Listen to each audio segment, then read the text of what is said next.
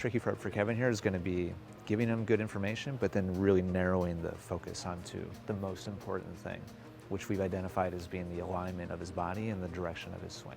So the very first thing, I'm just gonna go over the stroke and shadow it with you. Pretty much just follow my lead. All we're gonna do is split step. You already do a good job of that. We're gonna turn out and turn here. I'm gonna take the racket back a little bit. You can step forward from here. Then I'm gonna start opening up.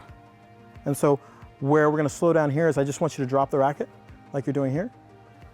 A little bit earlier in you're probably about right there, okay? Here, and then we're gonna pull the palm to contact, okay? So let's go ahead and shadow this a couple times, just pulling to contact. Good? Great start with this student. He's just totally like one of our people. Like, he loves doing video. He actually came with a hard drive full of videos of himself. And so he's just gonna slide right into this process because he's been watching us do it a lot. He's probably done a lot of it by himself already. So it's gonna be really fun to work with him. Here on the backhand side, we're working on opening his body appropriately, not over-rotating with his body so that his swing can be aligned correctly. Just slowly, you don't have to go too fast, good. Step towards me, because we're hitting the ball this way, yeah. Good, good, good, good, good. And then isolate, yeah. Turn, pull, and as we pull, what I want you to do is pull, feel your body slightly opening up. So to give you kind of more of a concrete gauge, I'm gonna kind of stick imagine if I had a pole in my shoulder, where you were opening up this much probably, our opening angle is gonna probably be about there. So as I pull, my logos will be facing still this way versus facing in. Just to give you some context of how much open and that it's not completely, I'm gonna shut my body down, okay? So we're gonna pull, and all I want you to do is extend here and hold. The purpose of this, Taro, is essentially to realign the direction of your effort to make it more in line with the direction you actually want the ball to go. Previously, everything was very kind of sideways and pulling across. Yeah, yeah, overly like rotational, circular, yeah, kind of rotation forced, rotation focused, as opposed to a little more linear, which is a very rare thing that we focus on. Usually it's the opposite. We're trying to get people to use their bodies a little bit more actively. Oh, right, yeah. Good. Good. I want to freeze you right here and just draw attention to how your wrist is. Okay. As you move forward here, I'm going to help you and guide you through this. Okay. Now, you probably feel a little tension here, and it's just because of this.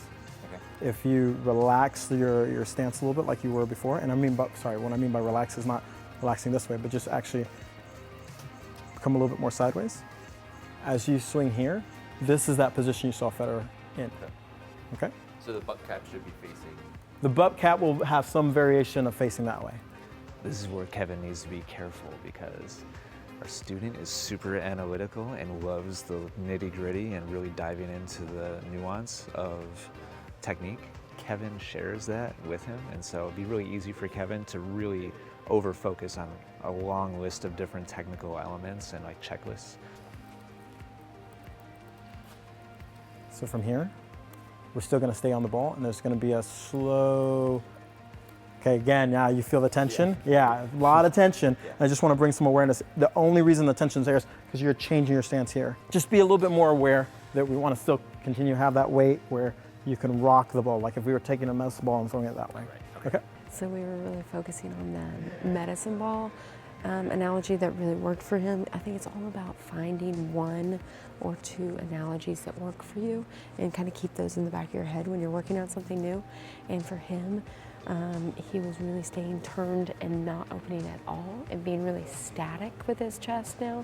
He used to over-rotate, and so to compensate for that, he was like completely static. So we tried to use the analogy of working a medicine ball forward, and that your motion is moving with your body instead of, it would be really hard to throw a medicine ball with your chest staying static, and it would be really hard to throw a medicine ball in the correct direction forward if you over-rotate.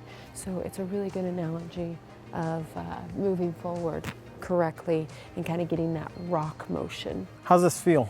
It feels good. Feels Yeah, good? Yeah.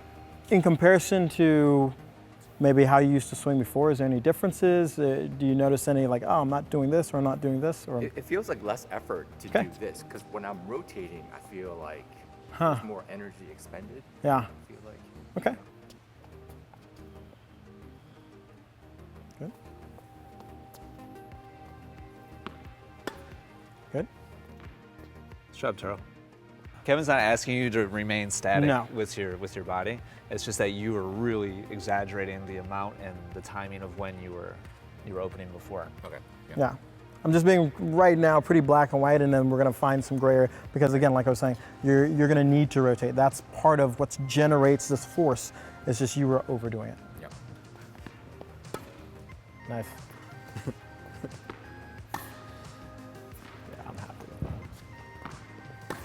Yeah, it's come a long ways. Kevin did a great job really narrowing the focus down to just two things that we've been focusing on. Students did an amazing job. He's starting to really flow things together really efficiently and smoothly while maintaining the technique changes. Next, we're going to start to move him around and start to make things a little bit more real life environment and continue to kind of ratchet up the challenge while testing him to see if he can recreate the better movement. Yes.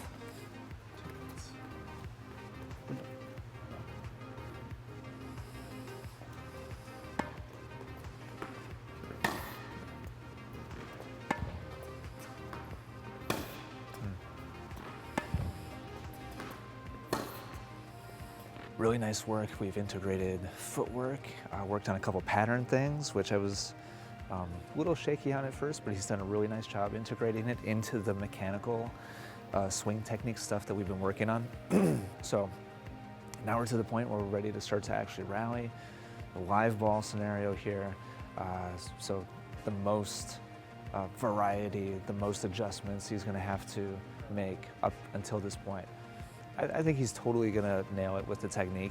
He really hasn't reverted much at all with the primary focus, which has been the amount and the timing of his rotation and the direction he's sending his energy with his body. So I think it's totally gonna stick. He's done a really nice job this morning, and this will just kind of be the cherry on top to show him that he can do it in a pretty real life situation. It looks nice.